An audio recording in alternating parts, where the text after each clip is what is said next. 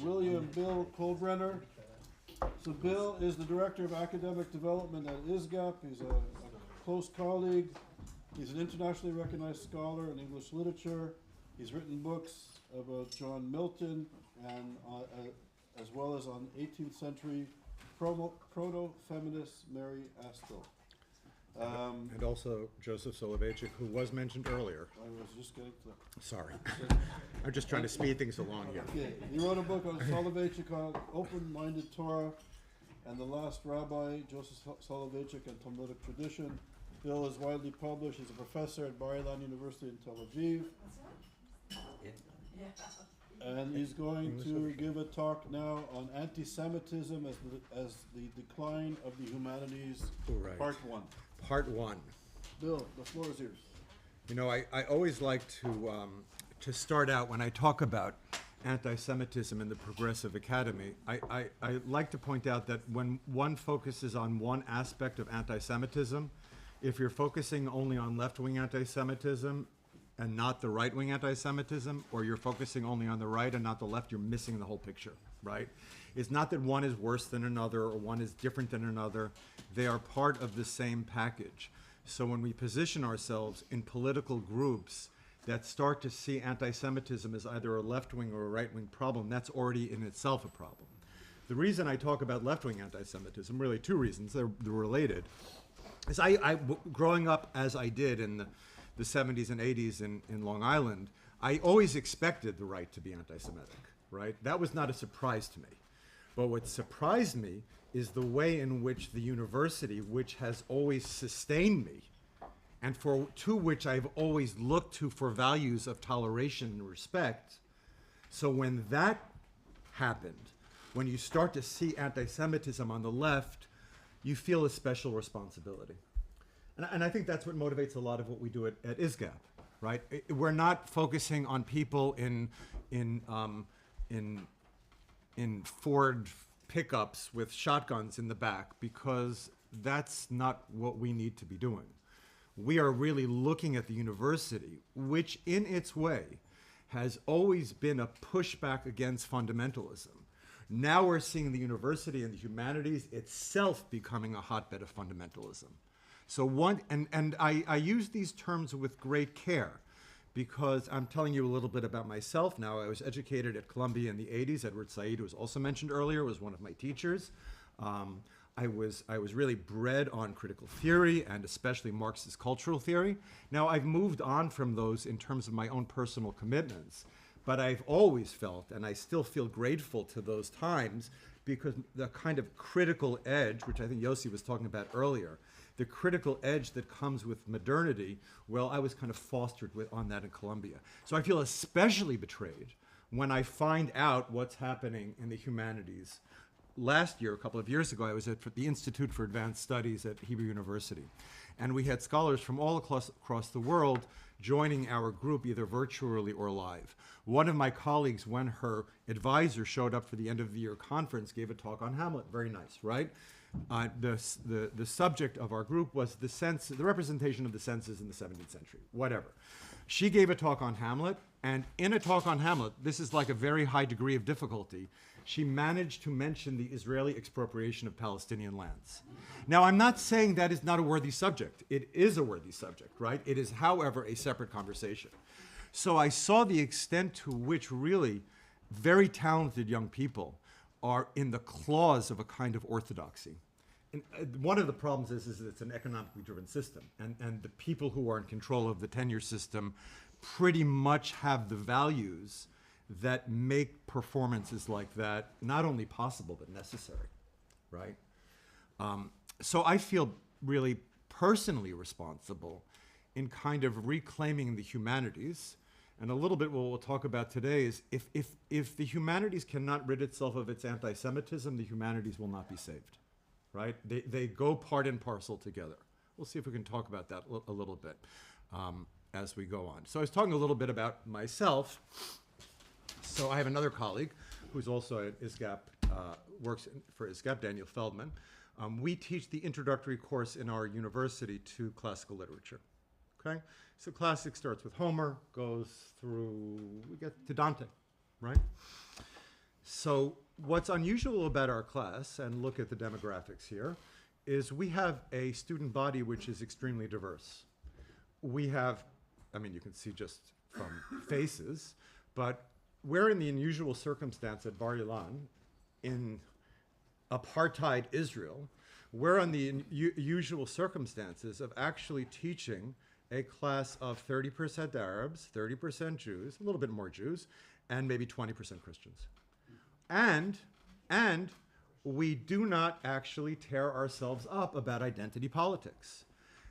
And we don't tear ourselves up about safe spaces. I suggested this, you know, when you talk about safe spaces in Israel, you're talking about a bomb shelter, right? No, seriously, right? So to them, there is an opportunity to discuss. Identity is not used as a weapon.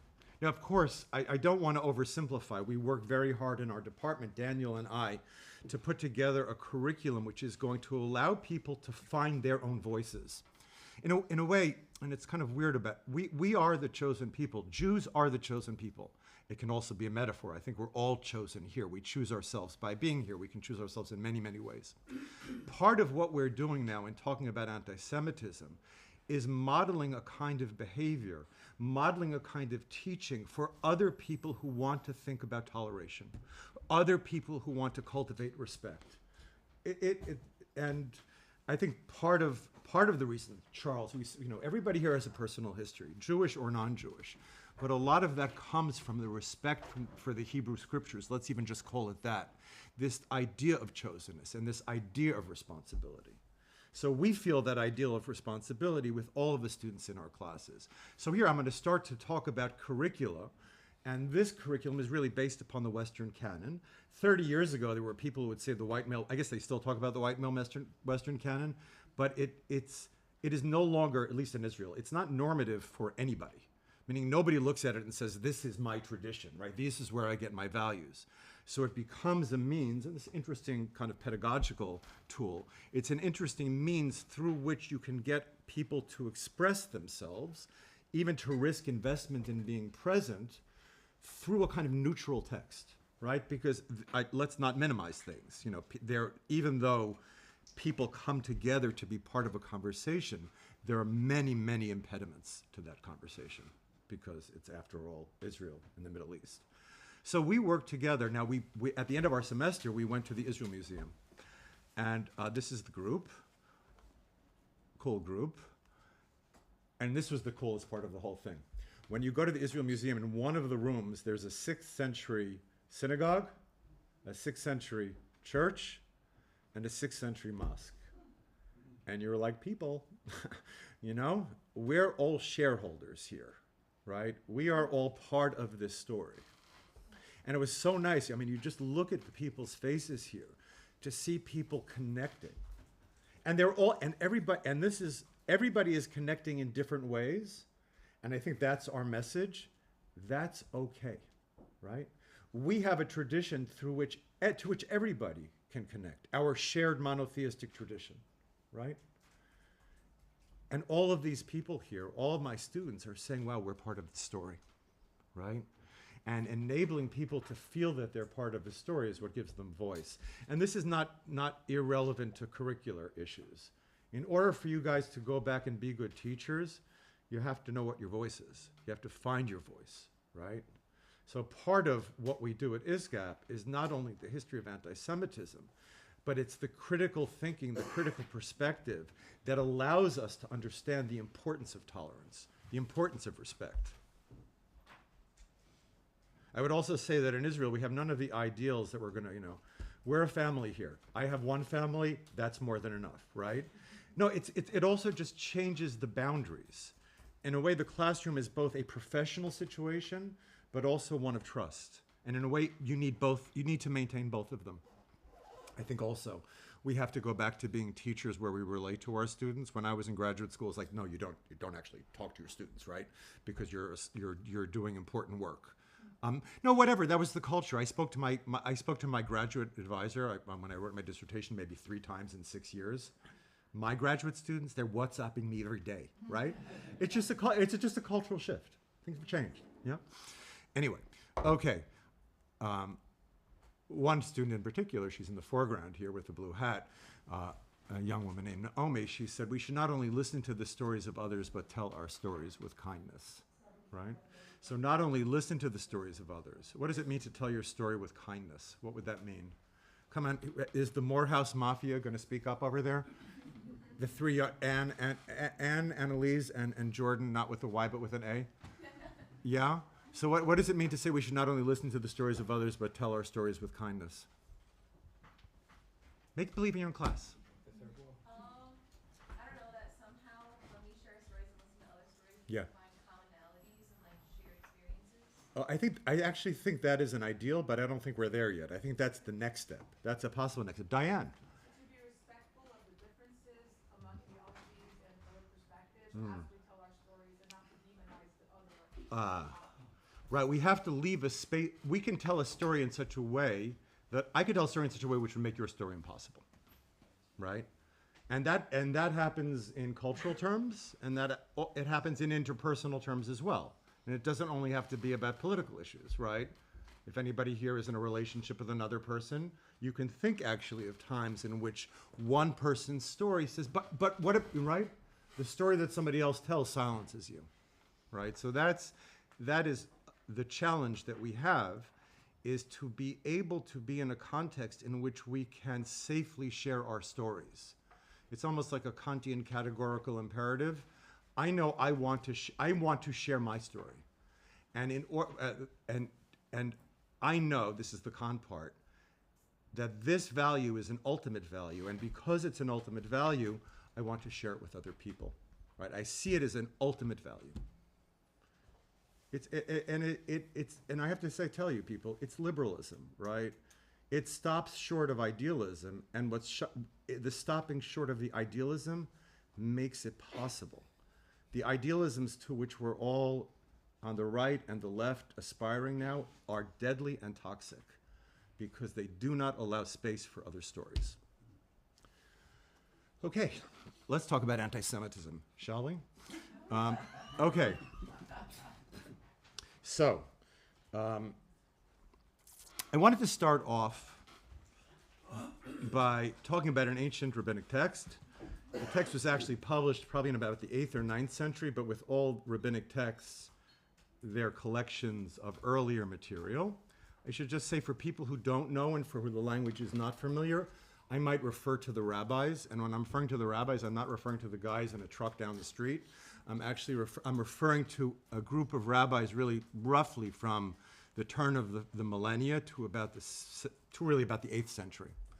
In Hebrew, we call them, in a religious context, a sacred context, you'd call them Chazal, Chachmenu Zichronim Levracha. Our sages, may their memories be for a blessing. So I may fall into that every now and then. So Medrash Tanchum. Oh, do people know what a midrash is? Hands on buzzers, please.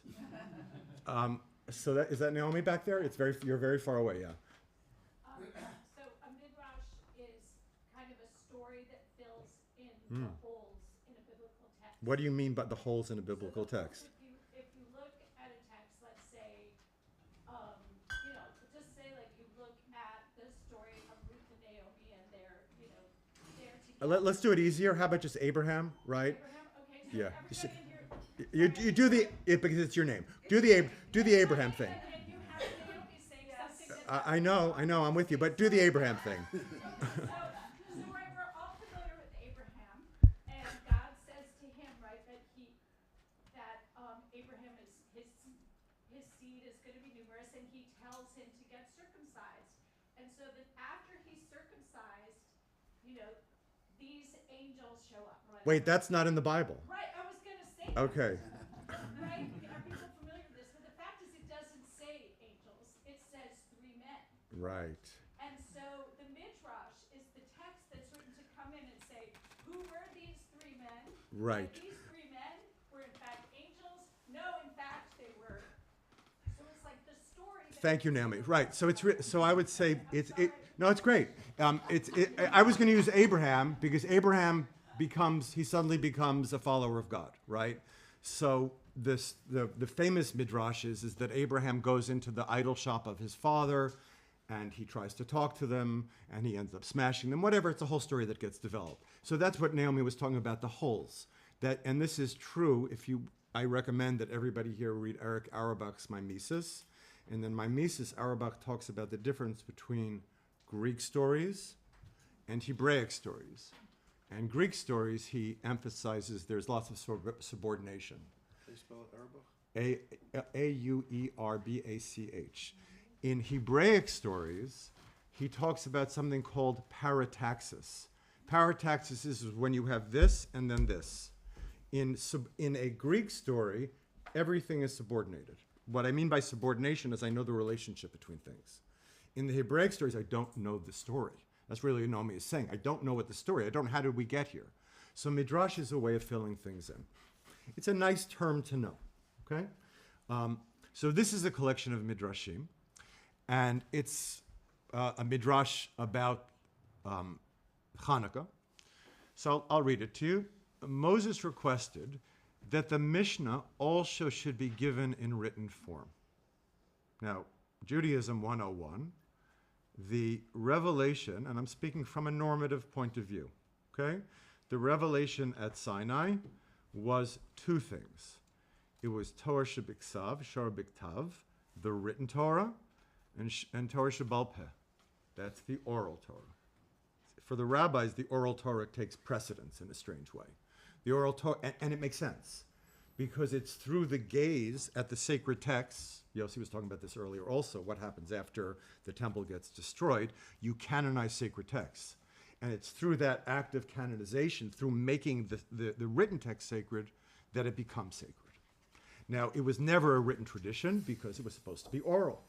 Anyway, Moses requested that the Mishnah, the central part of the oral law, should be given in written form.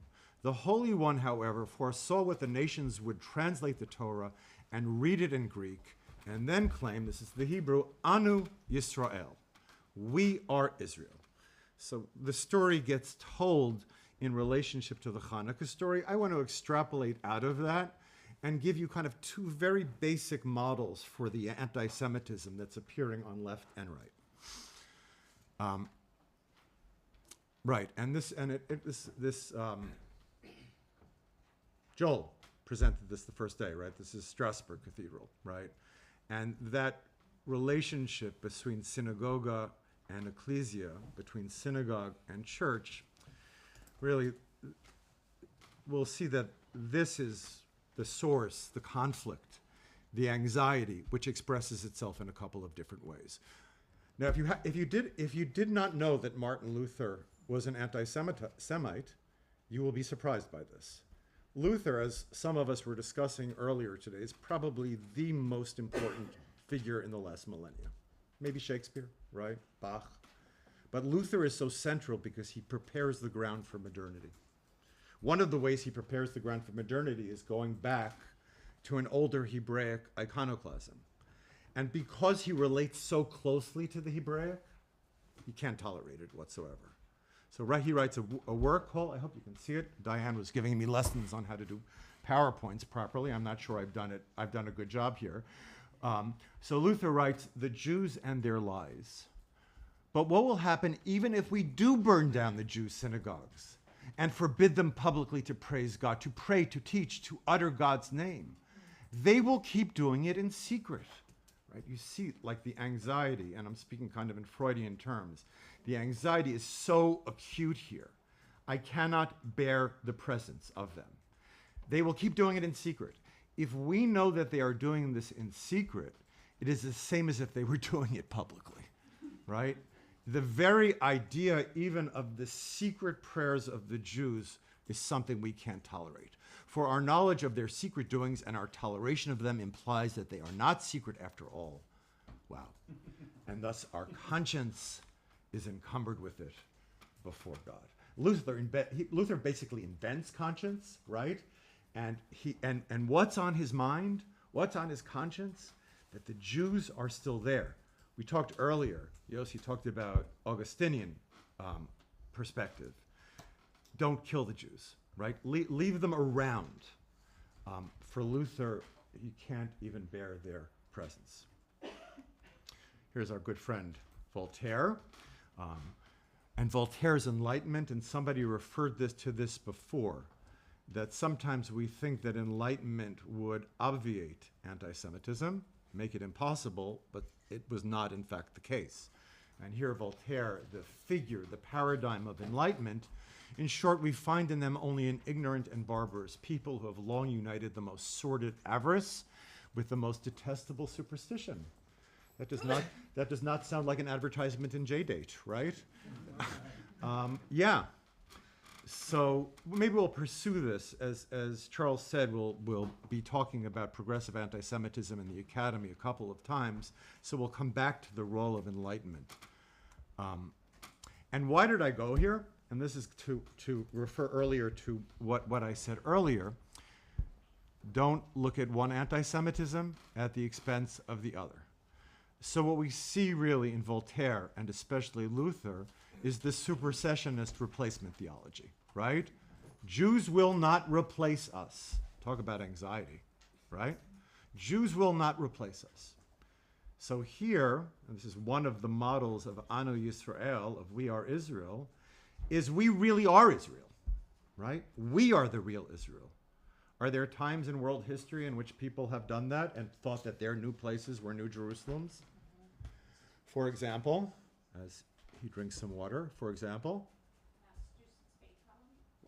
So Boston, the city on the hill.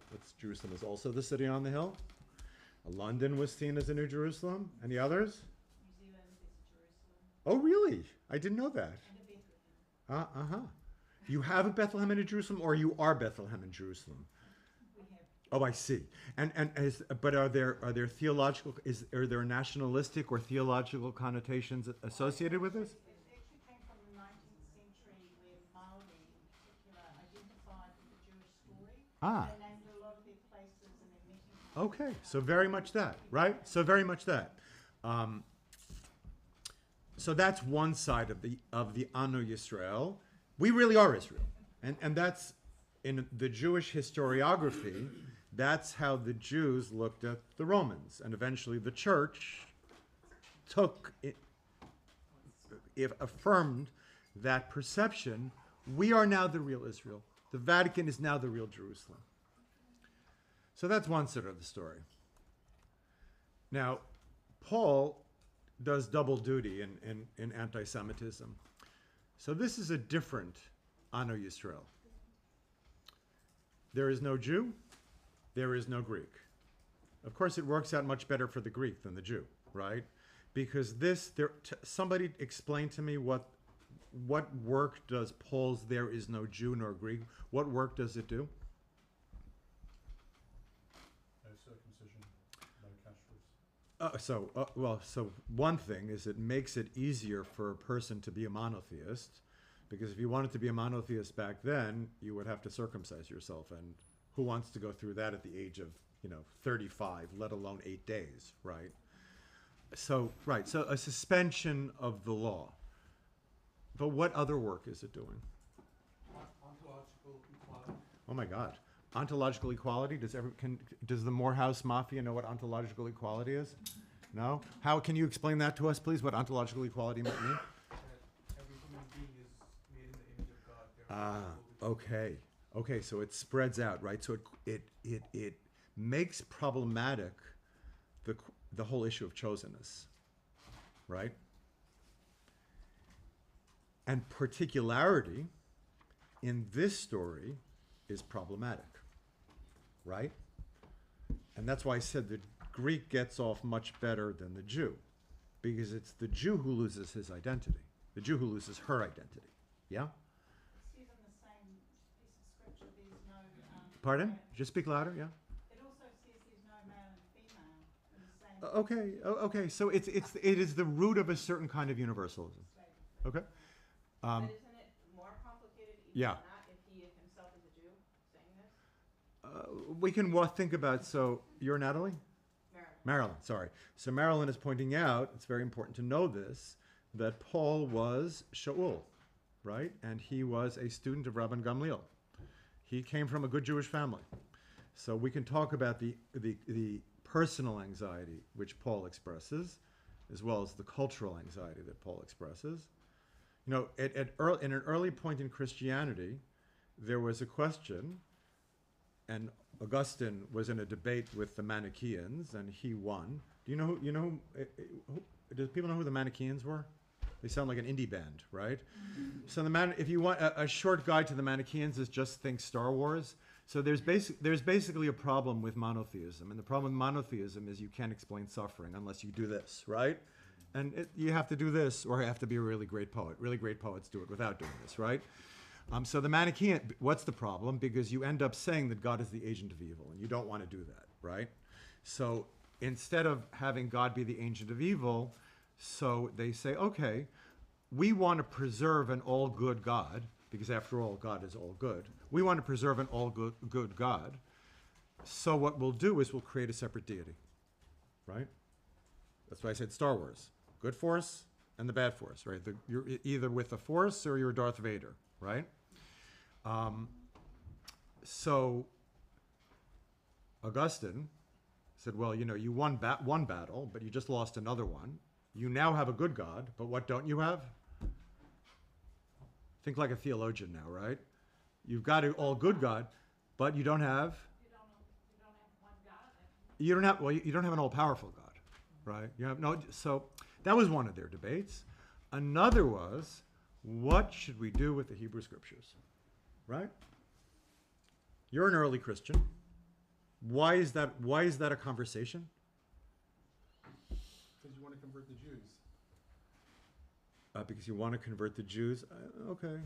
I mean, I think there are other issues at play as well. I mean, much bigger issues. You want to create your own religion. So you want to create your own religion, and what is the kind of pull of the Hebrew Scriptures? What is the problematic pull of the Hebrew Scriptures that turns it into a debate? Now we know that the Hebrew Scriptures were turned into the Old Testament, right? So Augustine won. The Manichaeans said, no, we don't want this text. Get rid of it. So what as we would say in the world of the yeshiva, what is the Havamina? What are you even thinking such that you would want to keep it out? What's the problem? Things that coming up to the side that your text is going to fulfill. Pardon? If you leave the Yeah. No. change the Hebrew Bible to the Old Testament, Yeah. then it can be fulfilled by Okay, good. I hear that. That's already a strategy to deal with it, but I'm wondering what's the problem with it? the problem. Yeah. Because you're pushing grace, and you would say the Old Testament is the law, and so you want to start a new religion that's separate from Judaism. Well, and one of the reasons you want to create a religion that's separate from Judaism is because this little problem, the chosen people, right? Right? And so the question is, how do you deal with that? So as Naomi is alluding, one of the solutions for dealing with that is then saying that the parts of the Old Testament that you think are specific to Judaism are really not. So when you see Isaac, who's being sacrificed by Abraham, anybody with a good Christian education, who do you naturally see? You see Jesus, you see Jesus, right? So that is a kind of typological or allegorical form of interpretation. We were talking earlier about what is a legitimate way for us today of creating identity.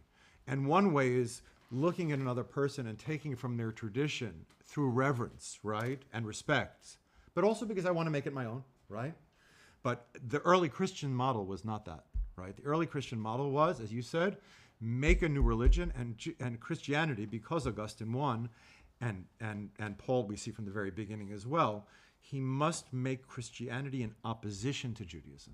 I think as Charles pointed out the first day, right, it is the persistence of the Jew that is so problematic, because we should not be here. We should not be here. And from a Christian from an older pre-Vatican II Christian perspective, right? We're called a stiff-necked people. We are called a stiff-necked people. Don't mess with us, right? I mean, seriously. I mean, people have messed with us, and we haven't always done so well. But you know, we're still here. Here's some more angry white men, but just to remind ourselves. And here, I wanted to go really just so you understand. From this slide, there is no Jew nor Greek, to this slide, which is a different Ano Yisrael. We were talking about this a little bit earlier. Do people remember the Chicago Dyke March and what was problematic about it? The Jewish flag star. Yeah. Yeah. So can somebody speak in full sentences? David, yeah, I know you can do that. Yeah. Yeah, so in 2017, a group of Jewish lesbians joined the Chicago Dyke March with their pride flags with the Jewish star on it, and they were thrown out of it because it was reminiscent of the Israeli flag and therefore was triggering and problematic. It actually was repeated, by the way, in D.C. a couple years later as well. Mm-hmm. So this then is a different kind of Ano Yisrael, a different kind of We Are Israel. And you see the manipulation of it. Intersectionality is not, Jews are not excluded from the intersectional because we just say, oh, well, they're a minority we don't want to include. The intersectional is defined in relationship to the Jew. Why? Because the Jew is persistent in her particularity. She does not change. And the whole intersectional fiction, and of course it is a fiction because every universalism is a fiction.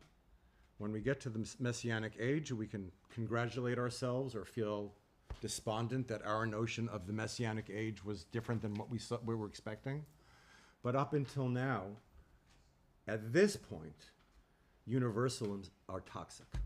Whether it's on the right, whether it's the Christian right, or whether, and from this perspective, this is very much the progressive intersectional alliance is a form of Christianity.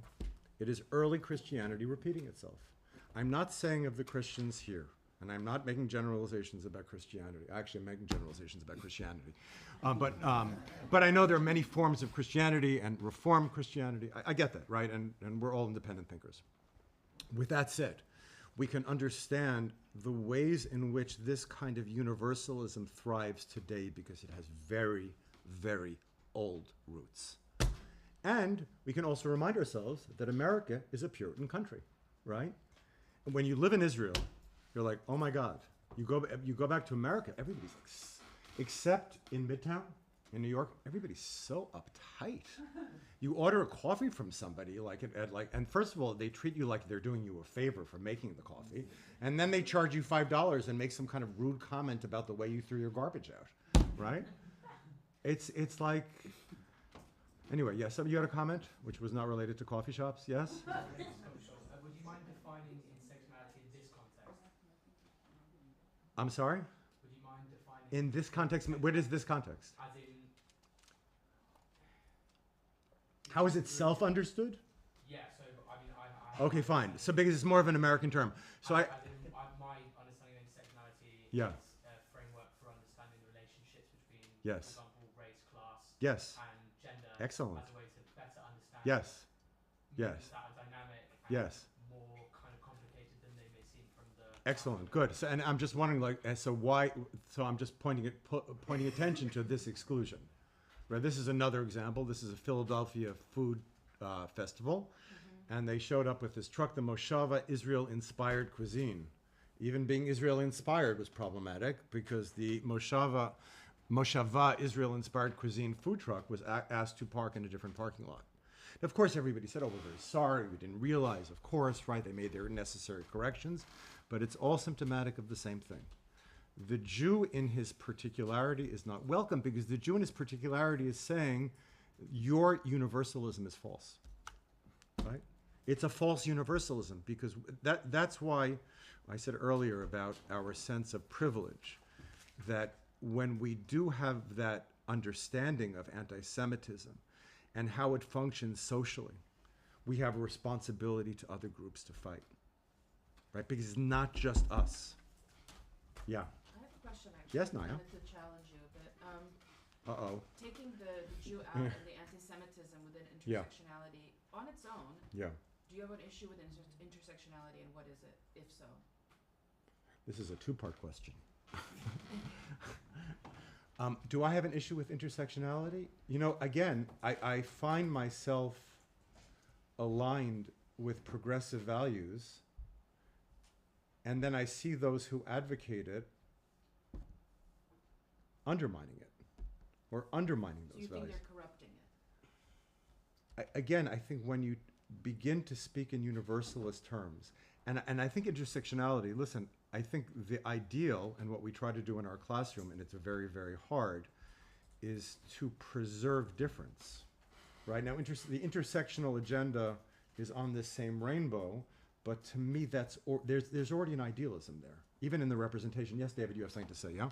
I would just say that it's possible to talk about it in a way that's both critical and open. Like, someone put it recently, I'm just trying to remember who.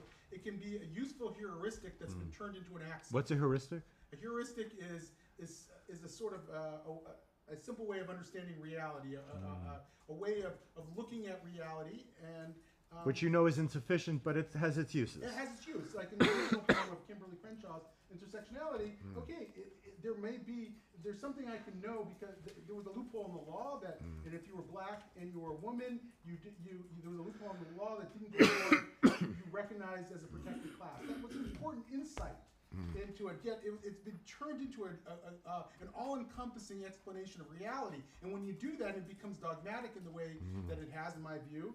Then at that point, now you're dealing with something that can be weaponized. Okay. I mean, I think what we're all trying to do, and it's a hard thing to do, is to avoid dogmatism, right? That's one of our challenges, right? To avoid dogmatism. Because dogmatism is precisely the kind of talk that doesn't allow for other people to speak, right? So I said earlier that I want to look at the relationship between Enlightenment and anti-Semitism. One of the things that I learned on Zoom is that you can take a break. Can we take like a 1-minute break? Is that okay? Can I have permission just to take a 1-minute break? Thank you. Remembering to breathe is Yeah. always important. Good. I mean, feel free to talk among yourselves. It's not going to be more than 1 minute. Believe me. Paul, can I say something? Sure. Wait. I'm coming back from my break then. Yeah. Everybody has 28 minutes. Please watch Lisa's film. I watched it at home. It's an advertisement. I'll go back to my break. Awesome. Okay, but Lisa, we do want to look at your film. I didn't pay her to do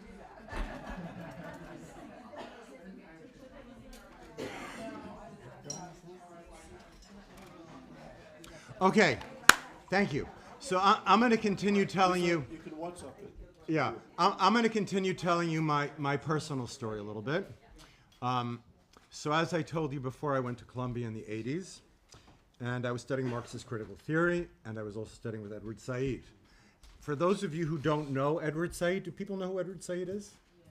Many people here do, some people don't. So Edward Said was a significant literary critic of the early generation of literary critics, that is the 70s and 80s. And what he essentially did is he used the insights of Michel Foucault. We'll talk about him in a second. He used the insights of Michel Foucault in order to talk about really the Arab-Israeli conflict. He wrote a famous book called Orientalism, in which he's kind of reclaiming the Orient from out of the grasps of Western discourses.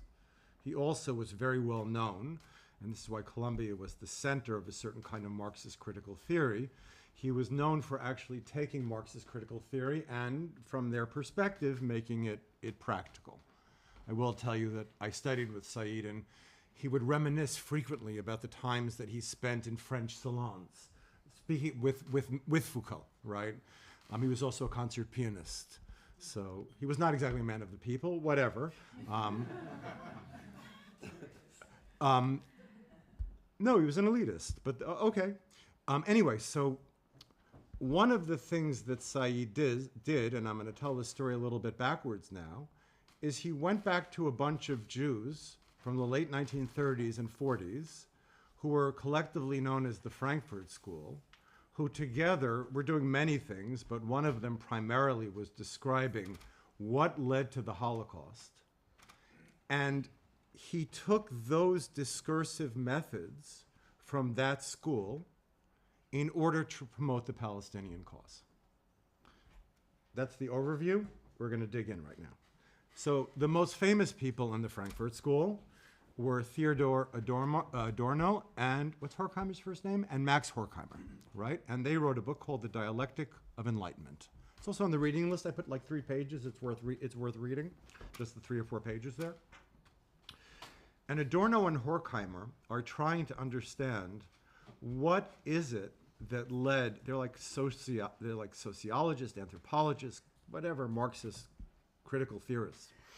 What is it that led to Nazism?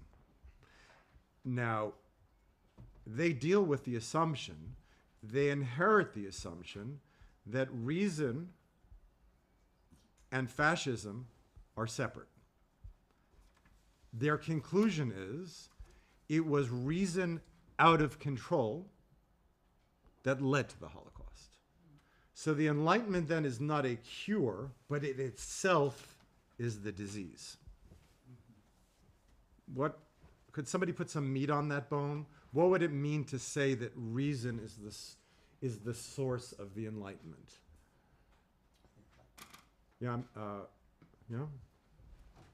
Reason Is it the source of the Enlightenment or is it the source of the Holocaust? The Holocaust, sorry. Yeah, yeah, reason is the source of the Holocaust, yeah. Thank you. Yeah.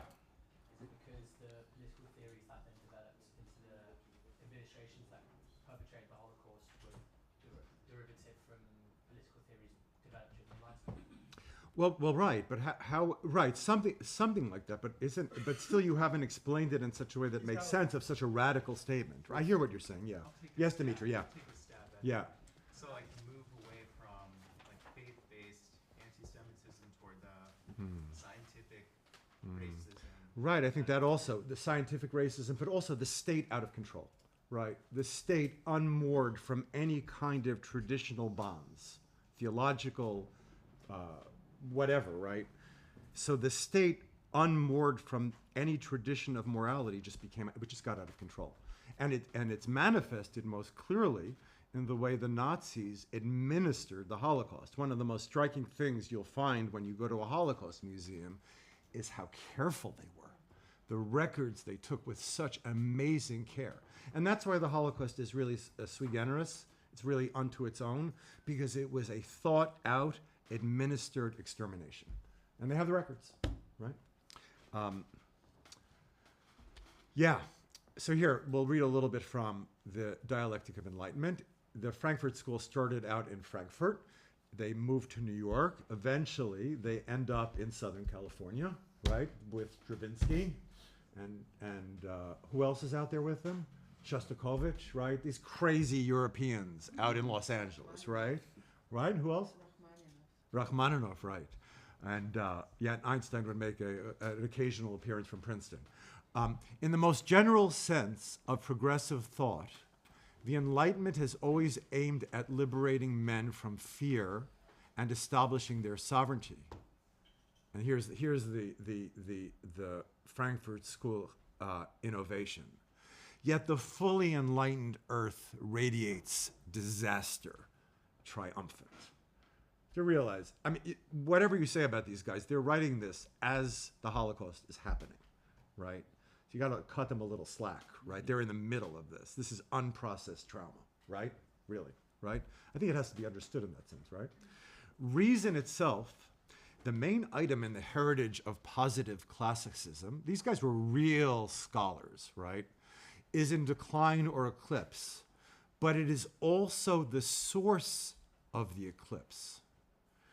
The application, here's a good definition, right? I hope you can see it. The application of reason to society through science, democratization, and industrialization, involving the progressive domination of nature. You're getting the language here, right?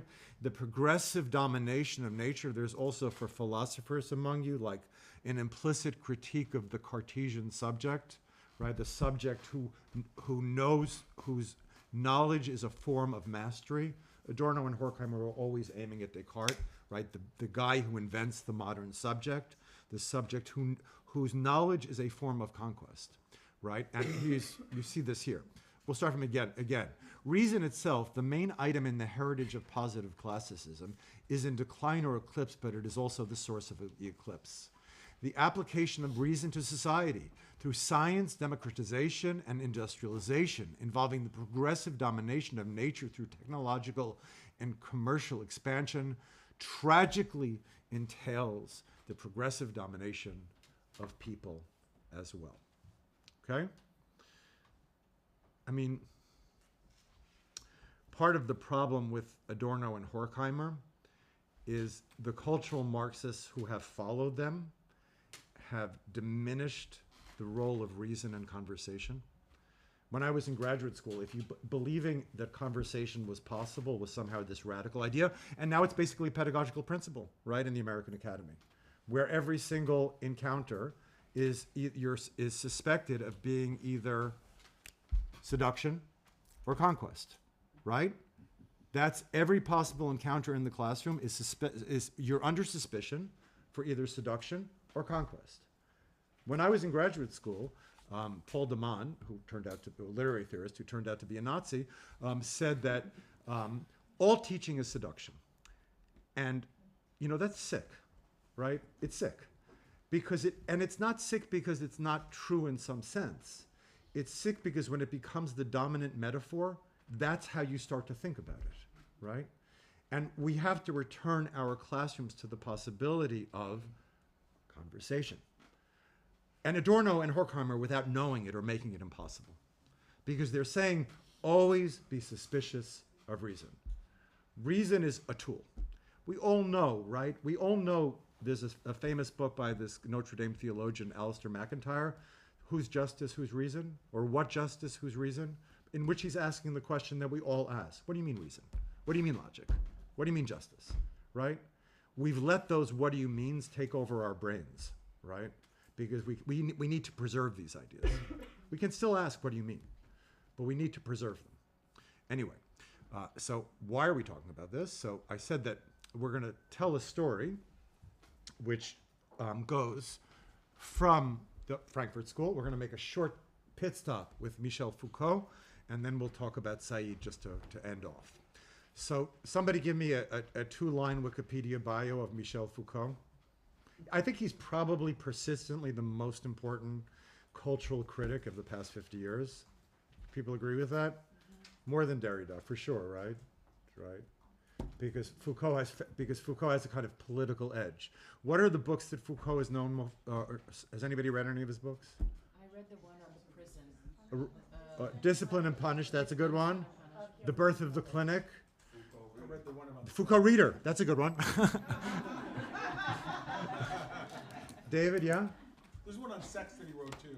Right. So what Foucault does is takes. I mean, The Birth of the Clinic is a good and the Discipline and Punish are good examples because Foucault looks at what you think are neutral cultural institutions and shows how they're instruments of domination.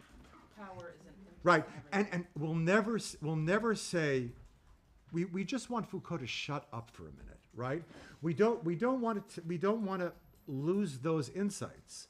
Like I was saying before, we have hopefully learned and we are aware that the classroom is a possible place of seduction. It is a possible place of conquest.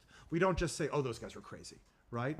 But we internalize those concerns and we move on, right? We move on.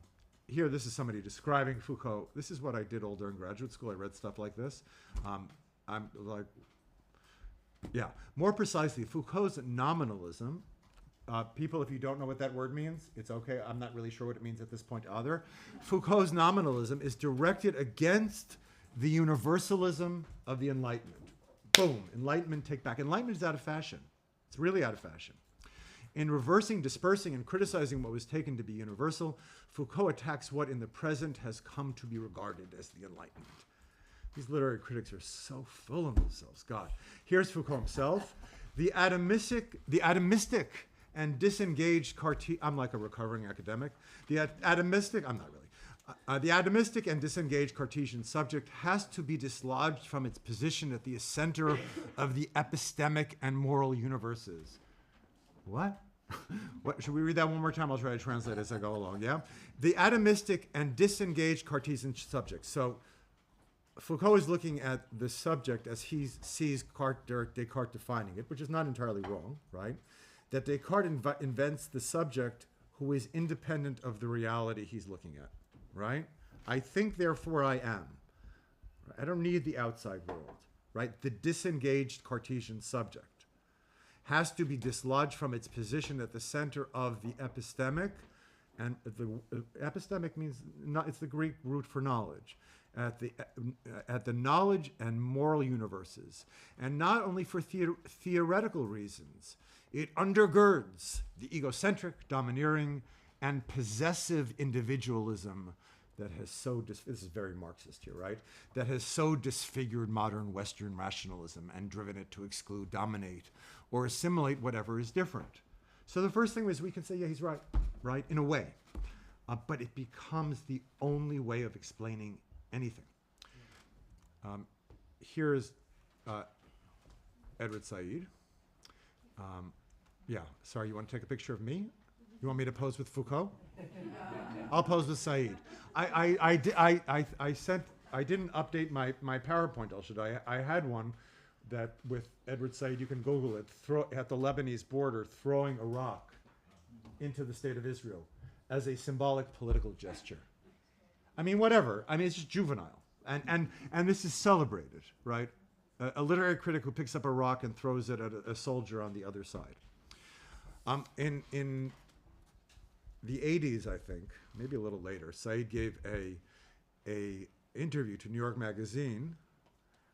I think it was Avi Shavit who interviewed him, maybe, an Israeli, very famous Israeli journalist. And Said is, and I know this from studying the modern novel with him, he's just an amazing rhetorician, right? It's terrifying how good he is at this. Of course he says, I'm the last Jewish intellectual. What he's doing here is saying, I am Theodor Adorno, right? I said before, we reverse engineered the story, right? Adorno is now going to serve in Said's arsenal for telling the story not about the Jews, but about the Palestinians. It's so offensive.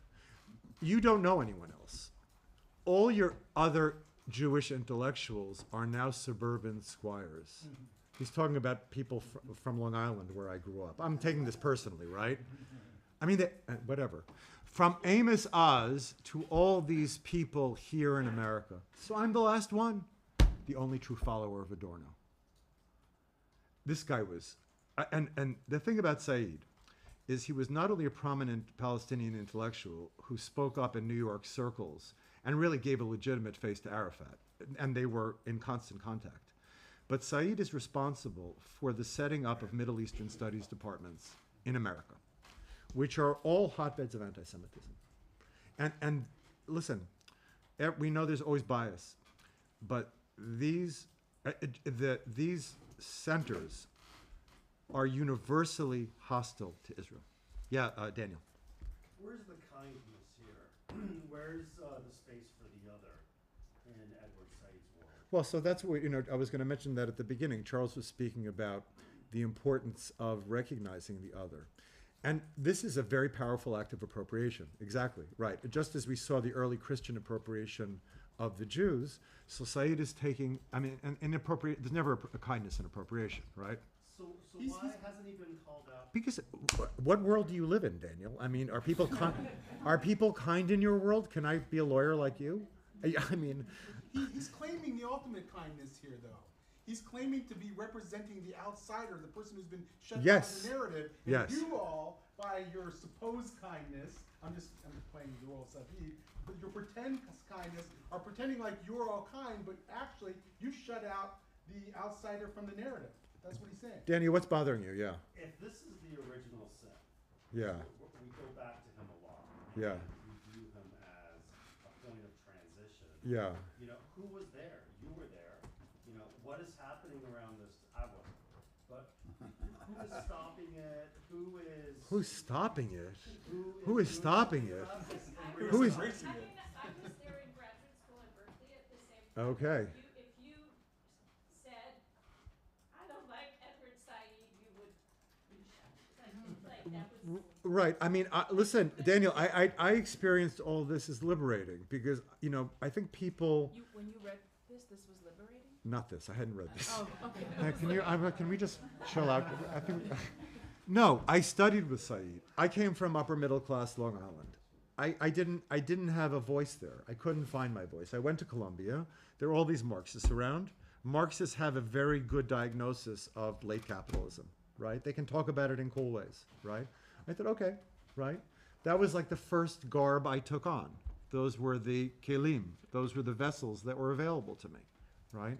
I was very excited at the time. I didn't know this piece, and I didn't identify strongly as Jewish anyway. I probably wouldn't have cared, right? And I'm sure that most of the Jews, and I remember at the time when I was there, most of Said's graduate students were Jews, right? Because, right? Of course. Of course. Because it's the ultimate affirmation. And Said knew what he was doing. Right? Yeah, go ahead. Can I ask a question? Yes, please. About his work on Orientalism? Yeah. Something that bothers me, it's quite simple, is this idea that he talks about that the Western gaze. That, Yeah. that Which he gets from Foucault. But I'm Right. sorry, what is the West? Okay, what okay. gaze are they supposed to? I mean, Okay, if okay. you are from the Orient, how are you looking at the West from your Oriental gaze?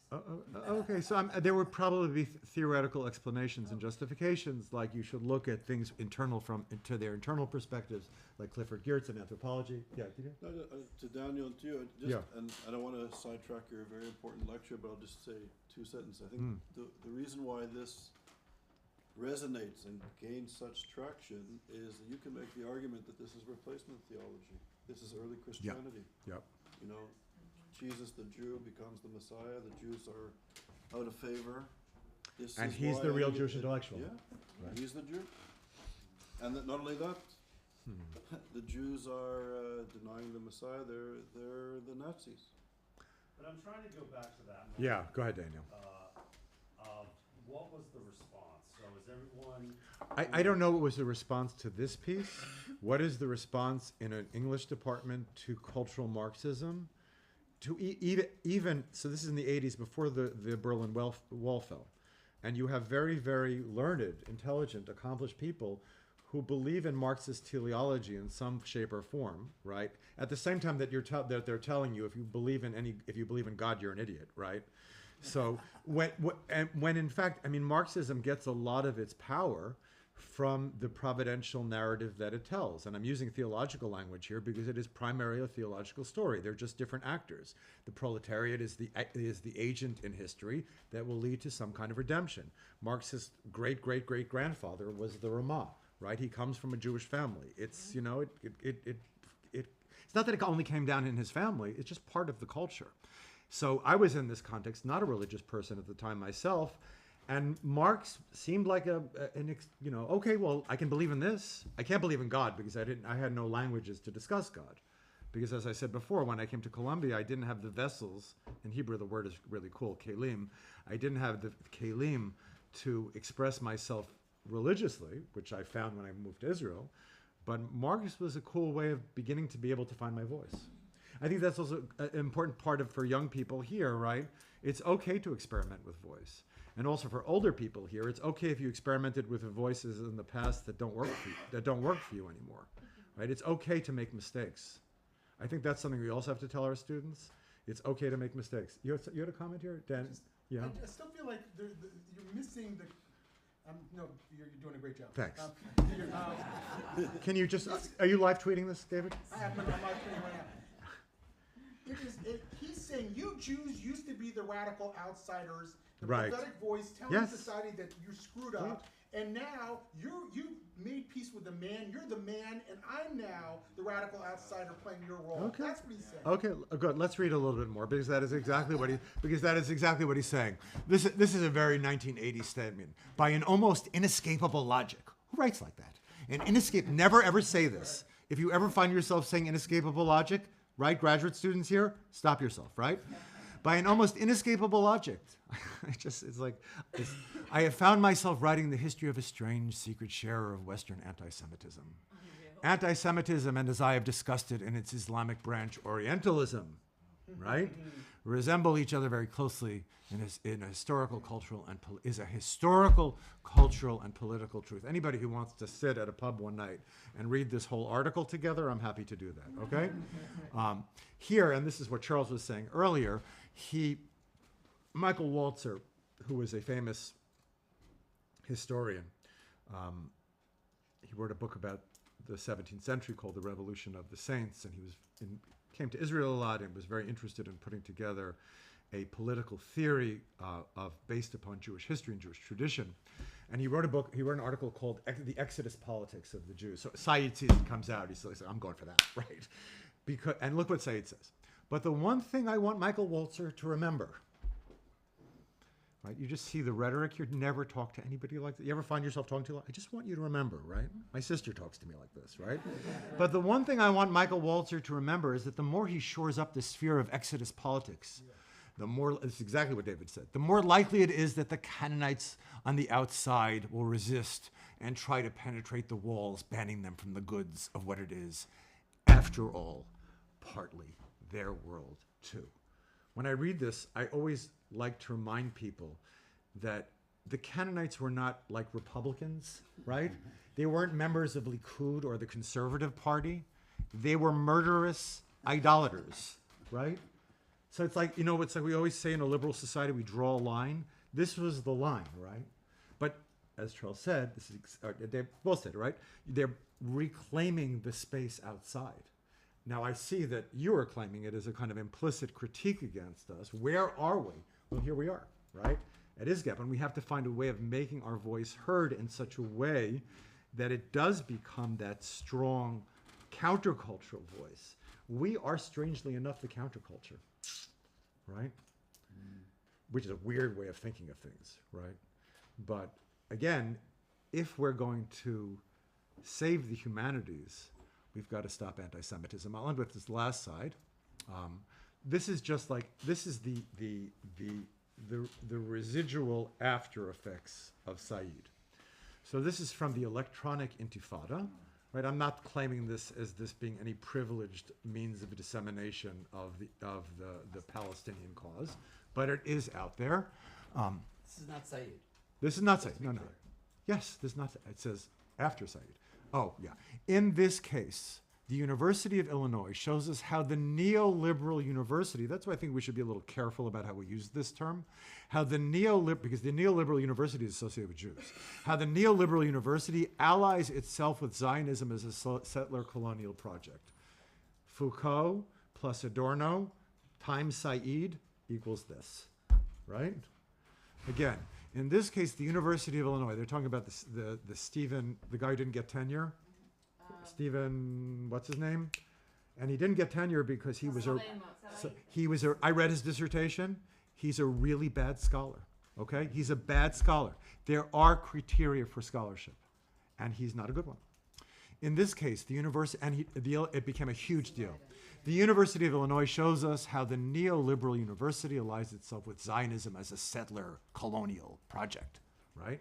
The illegal occupation of Palestine has helped savvy university presidents. God, savvy, right? Boom, right? Those Jews are savvy, aren't they? Savvy university presidents and trustees earn handsome dividends, the squires in Long Island, right? While using their positions to reject criticism of Israel's at the university they hid. So they hid. Just again to review, right? Adorno and Horkheimer say, oh, you see, reason was the source of the Holocaust. Now reason is going to be associated with everything having to do with the Jews. And Israel becomes the fascist agent in the story. And this, I just want to read it again to make sure I got this. In this case, the University of Illinois shows us how the neoliberal university allies itself with Zionism as a settler colonial project. As soon as you see those hyphenated things, you know you're going into Never Never Land. And I just mean that because no story is as simple as it's represented in any of these media. And that's why talking about Israel is so very complicated, because it is an extremely complicated place. And in order to understand it, you need 95 perspectives at the same time. Anyway, the illegal occupation of Palestine has helped savvy university presidents and trustees earn handsome dividends as the money, while using their positions to reject criticism of Israel at the universities they had. The universities are corrupted by neoliberal Zionist Jews. Here's another statement. Israelis are slaughtering Palestinians and destroying their mosques with their amalgamation. Now watch this. Islamophobia, liberal Zionism, and neoliberal imperialism. Leave anything out? Everything that's bad. Everything that's bad. And there's no theocracy here also. And Israel, one of the interesting things about the way Israel functions in arguments is that Israel becomes the place where all of the anxieties about the nation state are expressed, right? In America, there used to be a lot of Native Indians, Native Americans. Their lands have all been taken away. But we don't express, especially Jews, many Jews in America, express their anxiety, well, about their Judaism, and the West in general expresses their anxiety about the nation state in relationship to Israel, right? Israel becomes the sine qua non of theocracy. We have a problem. We do not live in a theocracy, and of nationalist politics. So the anxiety that people have in their own countries, so Israel becomes like the focus for all of that. And then Abbas, this was not yesterday, it was last year, Israelis have committed 50 Holocausts. We talked about the cheapening of the way words get used, right, and the way the individual nature of the Holocaust gets denied. So I just want to end now.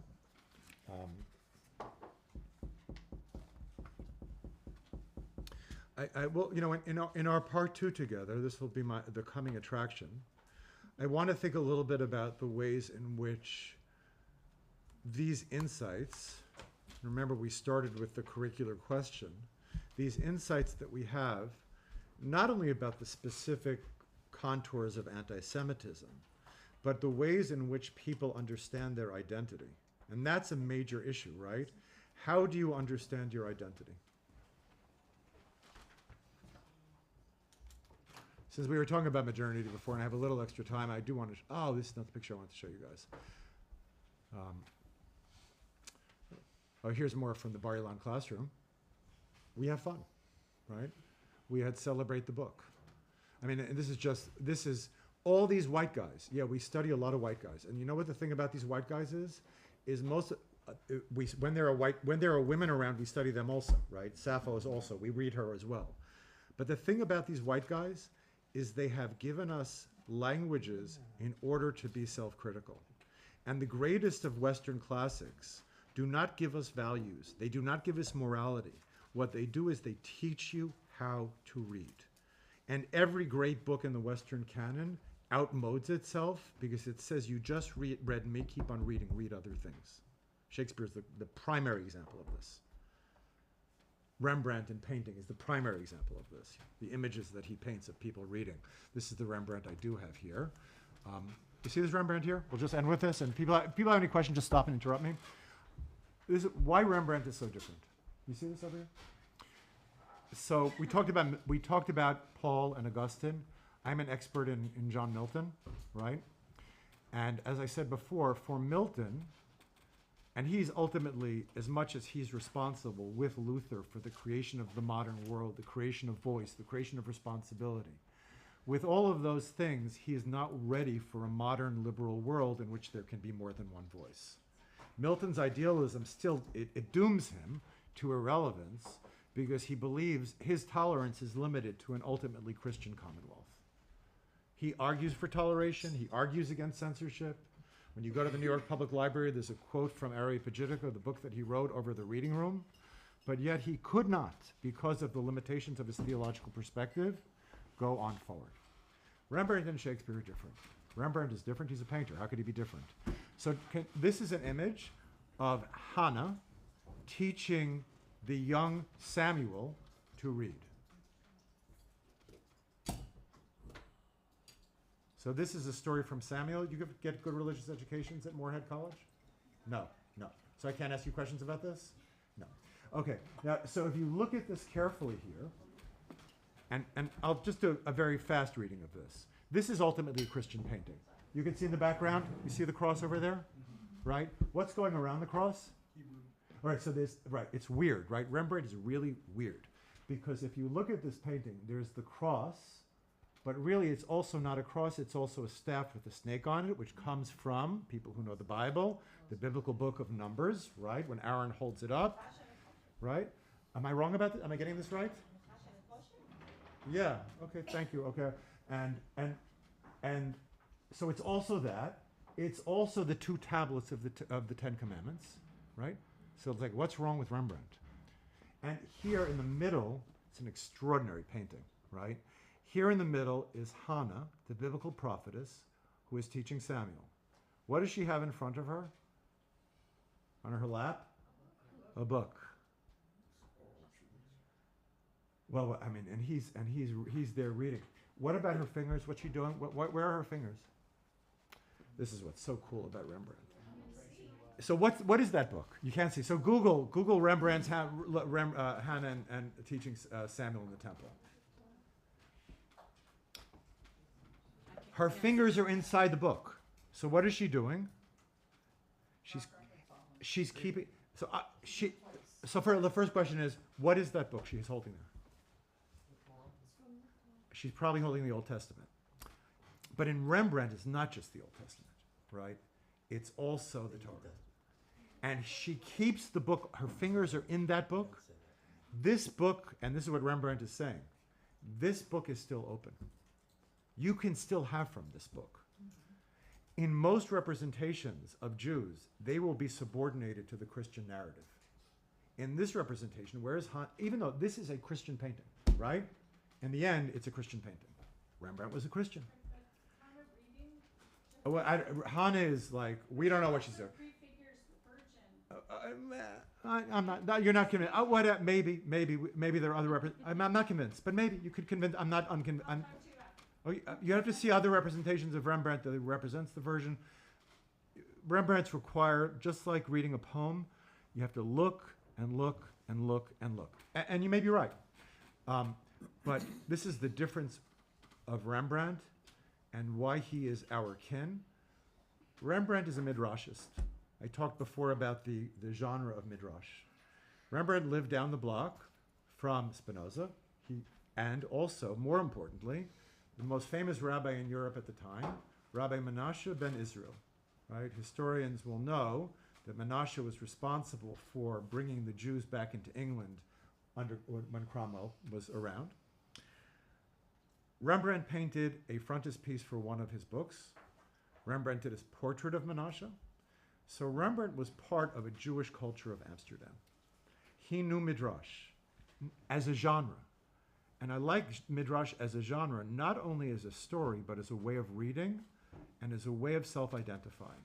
What Rembrandt does is he goes back to this open book, the book that Hannah's holding open, and he's saying, I'm going to make it mine as well.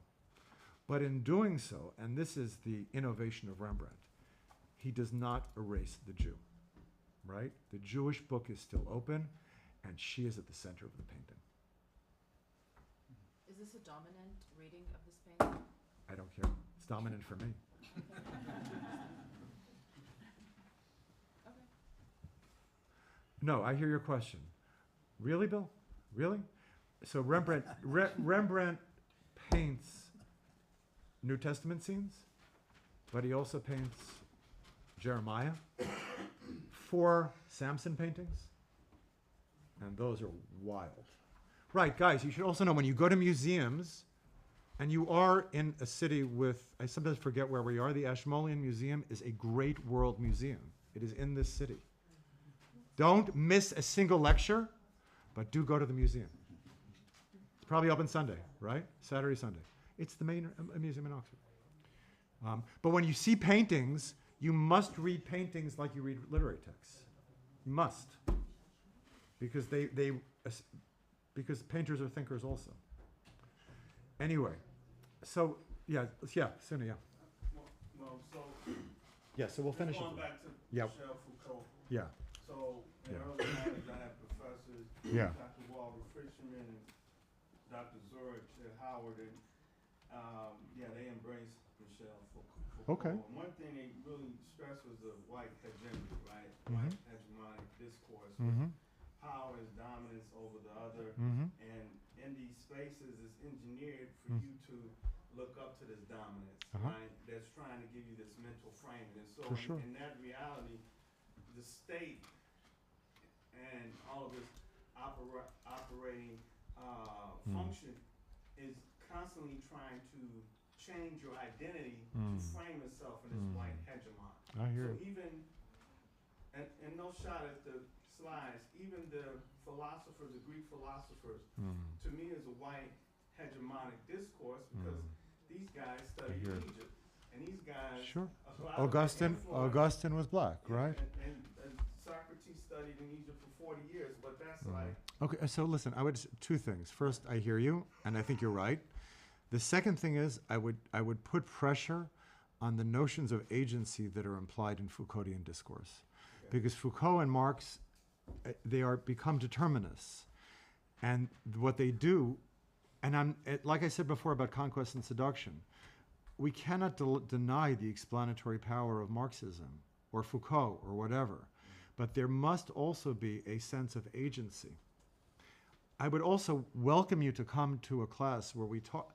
You know, one of the major problems we have now is that people don't know how to read poetry anymore. So when you read about men killing men and men selling women and exchanging them, you say, oh my God, what a sexist that guy was. But if you actually read Homer, it's kind of like Martin Scorsese, right? Does he advocate the violence that he represents? I mean, part of him obviously does because he represents it, but there is also a critical perspective. For me, I'm not even saying read the Western tradition against the grain. The Western tradition Homer is deeply critical of the world he's representing. Virgil especially, that's the big one. Virgil is the great poet of empire. If you read Virgil carefully, you see it is a despondent attack on Augustus. But so he has to write the poem in such a way that Augustus doesn't kill him, right? So he's also facing those problems. And I'm also saying, I teach Milton, Orthodox Jew, right?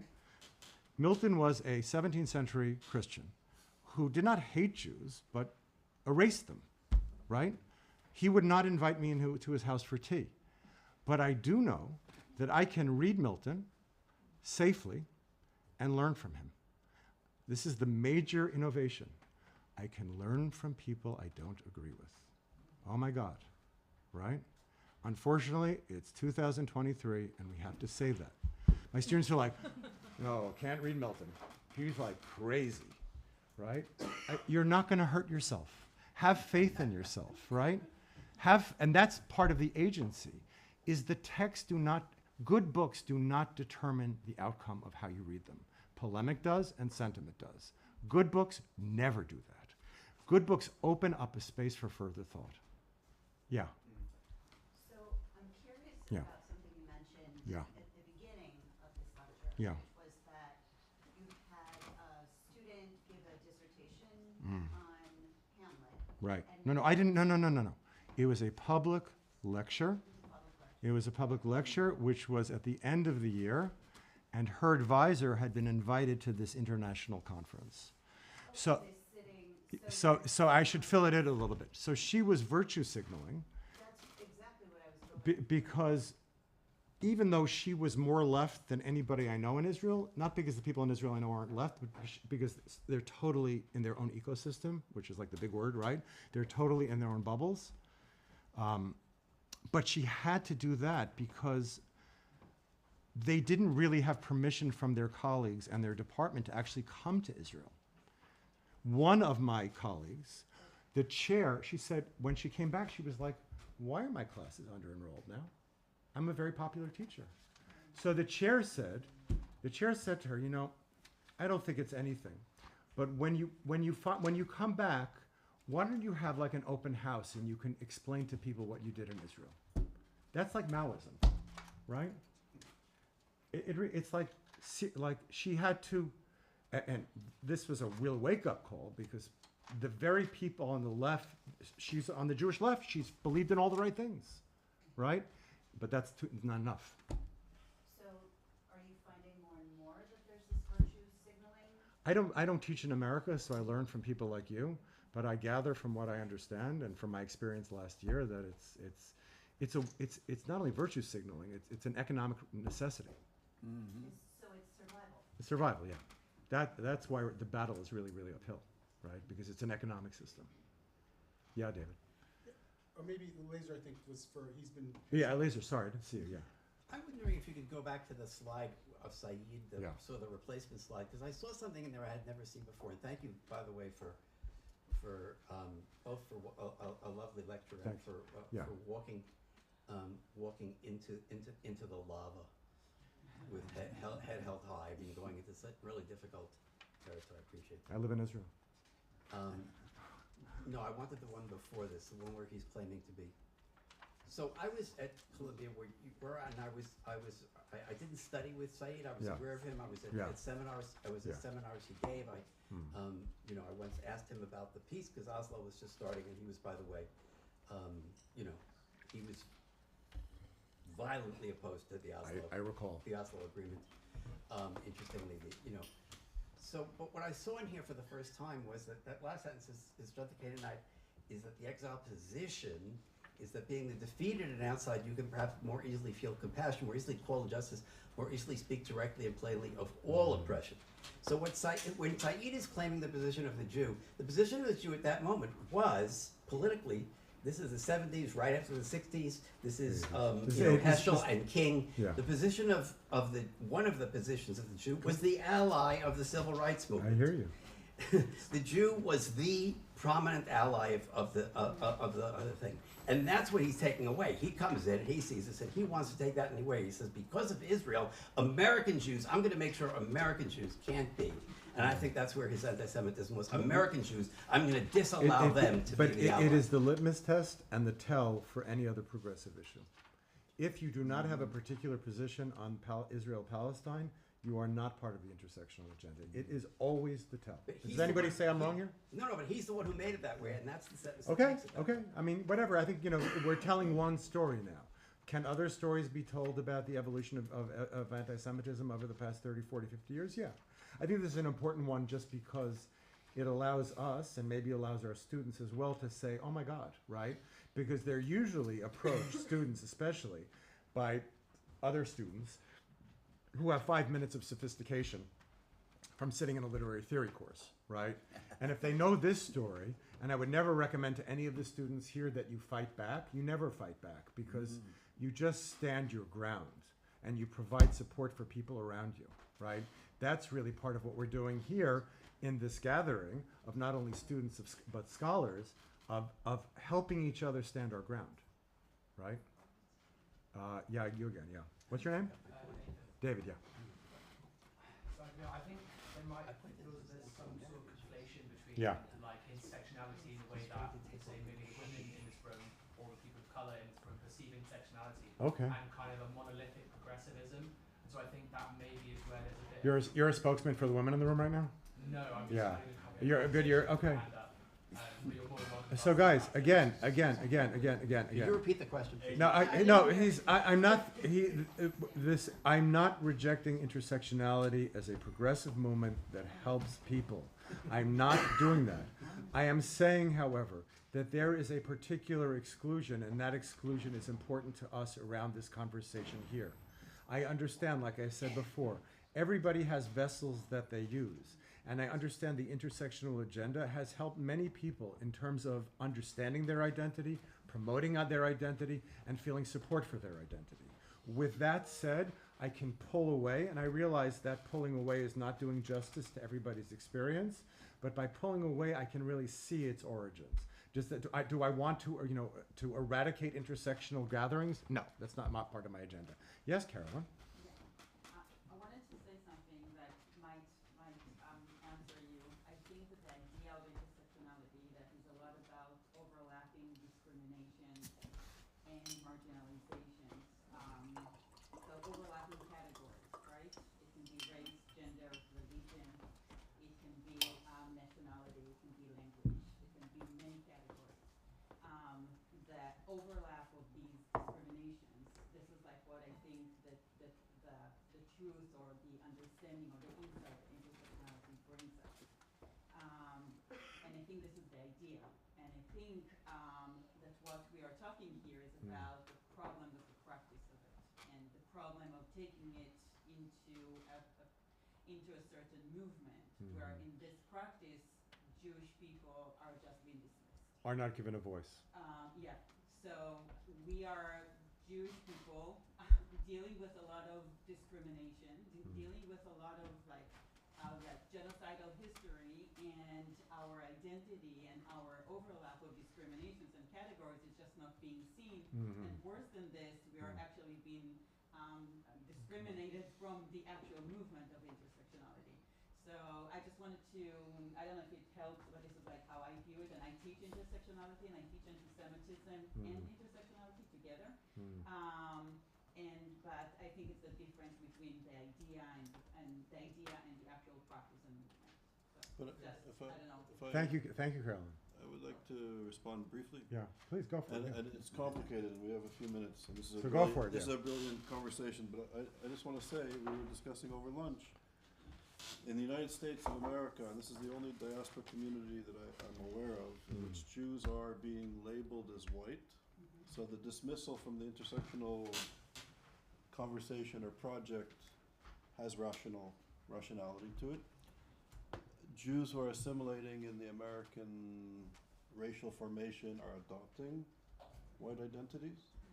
The more I think you can make an argument, the more assimilated, the more distance they are from their heritage and culture, they're adopting or, wanting to fit in or, internally identifying as being part of the white identity.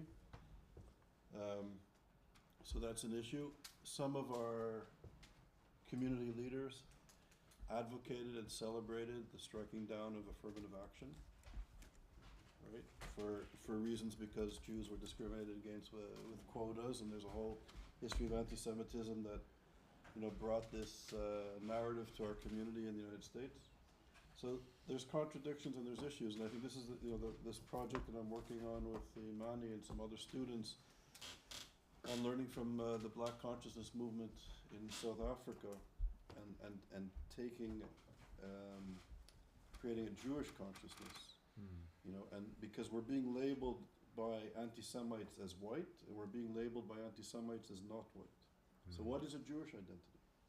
And do we have the space and the capacity to articulate it and define ourselves? Because, a basic expression of power, a very basic expression of power is the capacity to identify, authentically to who you are as a people. And I think that's been stripped away specifically in the United States. So it's a lot of contradictions, lots of issues. I'll tell you one other story. I was sitting at a table with Charles at a meeting with Nathan Sharansky, who's the Canadian Justice Minister? Erwin Cutler, like big people in the Jewish world. We were talking about anti-Semitism on campus. Conversation was very lively. There was one young woman at the table. I asked her virtually at the end of the meeting, why don't you tell us a little bit about your experience? Right? The one student at the table, right? And she said, she recounted, she was at a liberal arts college in America. She recounted that there was a day that was devoted to people expressing themselves and talking about how they felt as a minority on campus. She already knew that if she took the stage, she didn't feel comfortable taking the stage. So she wrote down on a piece of paper her thoughts. She handed them to somebody else. She began to read them, her friend, and detailed that she felt very unsafe on campus for being Jewish. And within 30 seconds, there were screams and chants of Free Palestine. Okay? And she just mentioned Jewish, not Israel. Right. And she had no support on campus, by the way. She went to the Hillel director, which is the head of the Jewish organization on campus. They said, you have to understand their perspective. Our students are naked, basically. They're naked on campus because they have no friends anyplace. And I think on yesterday, I think there was like one of these transformative moments that happened at American University at CUNY. There were 4 Jewish professors who reported to the diversity office issues of anti-Semitism, and rather than the professors and the people working at the university in charge of equity who apparently were anti-Semitic, instead of them being investigated, the Jewish professors are now being investigated because they are white supremacists. Guys, this is the thing. We got to wake up, right? We have a responsibility. We're talking about this morning about the trauma of the Holocaust. If we don't wake up soon, we're going to be in huge trouble. It's like this is crazy stuff. So we have to come together, right? And not like Sorry, David. Yeah. So it was stated that I think Dr. Ali might have stated about that there's sort of hegemonic discourses, right? Yeah.